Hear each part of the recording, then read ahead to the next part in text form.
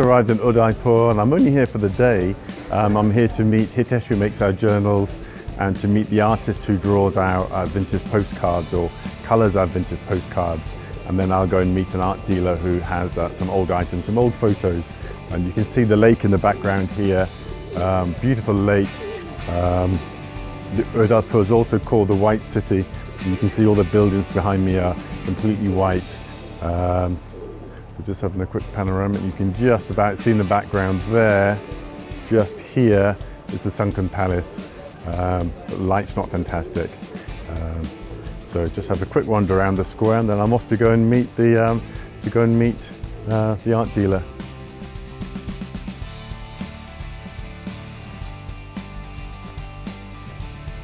So I'm here with Sham, who is a shop owner. I am Sham. And he's also a person that we buy our postcards from. And he's an artist as well. You see, he's just about to do a little drawing down there. I have no idea what he's going to draw. But so yeah, I've been selecting some of the postcards that he sells. Here are some of the postcards that we just bought. You can see, for example, the tiger down there, really popular design for us. Parrots, really popular as well.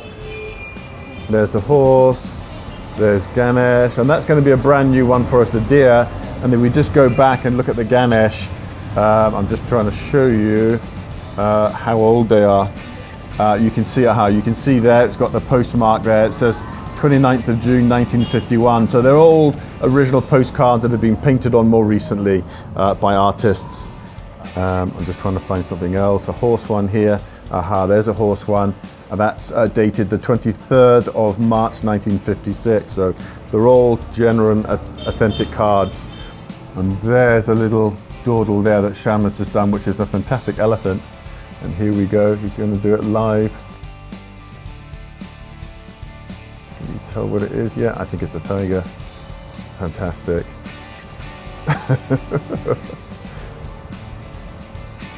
Absolutely amazing artist. Fantastic. Brilliant. This bought 4 cards. Brilliant. Thank you, Sham.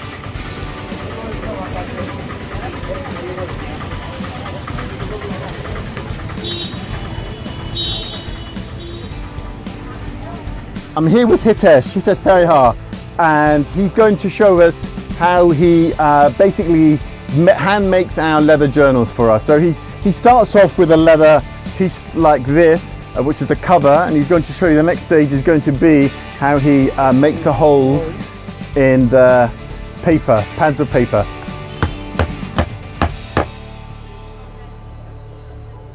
So the paper comes from a paper merchant, and it's cut to size, but what he's got to do is to obviously make the holes for the binding.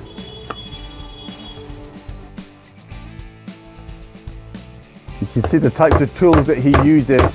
He'll use a large pair of scissors, a heavyweight hammer to go through the reams of paper, and then he's got a lightweight hammer, and then he's got a couple of hole punches to punch holes in the paper and to punch holes in the leather as well.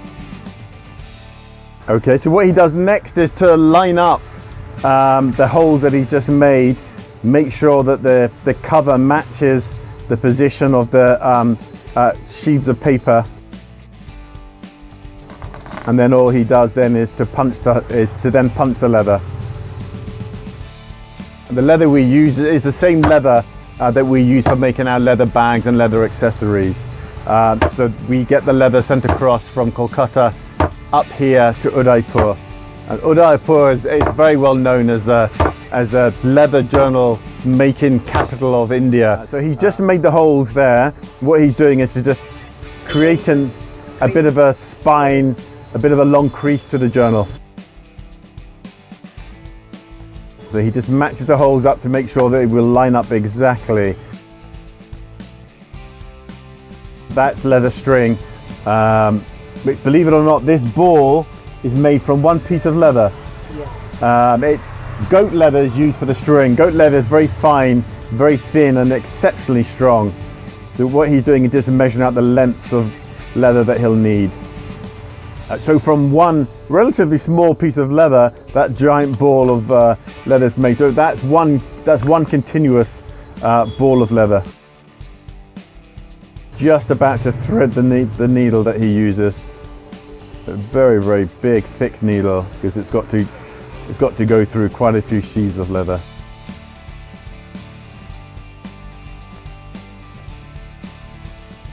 It's not easy. I struggle to do a really simple book binding, but this is what I would say is quite a really complicated binding, and it's not. You have to be exceptionally skilled. And Hitesh has been binding books now for 23 years. He started when he was 16, and Hitesh has been binding books for us now for almost 14 years. It'll be 14 years in about June 2006 that I started the business. You see, I'm just going to bring it a little bit closer for you. You can see the binding there. So the binding is an X, and it's not just done randomly. We'd like to have a nice, you'll see it at the end. So you can see each time he puts a thread through, he's pulling it tight and just checking to make sure that the binding's neat, it's gone through the right hole.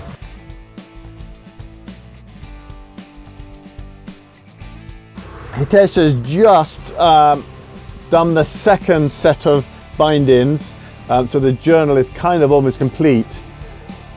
He's just about to kind of tie it off, secure it really tightly so that it doesn't come loose. The final stage is just to literally just fix the binding that keeps the cover together. That's the journal there. It takes about 12 minutes for Hitesh to make a journal. If it was you or I making it, I don't think we could make it, and B, I think it would probably be struggling for an hour or so to make this. And that's one finished journal there, handmade by Hitesh. And here's his son, who quite often helps out in the workshop. And here's Chicky. Open up the door. Beautiful room that has its own courtyard. You can see the sky up there. So here's the suite from above, and I'm just looking down into the courtyard. I'm in the old city of Ramgarth, and I'm just exploring some of the old buildings, and this is one of the main attractions here in the town, and this is these are the cenotaphs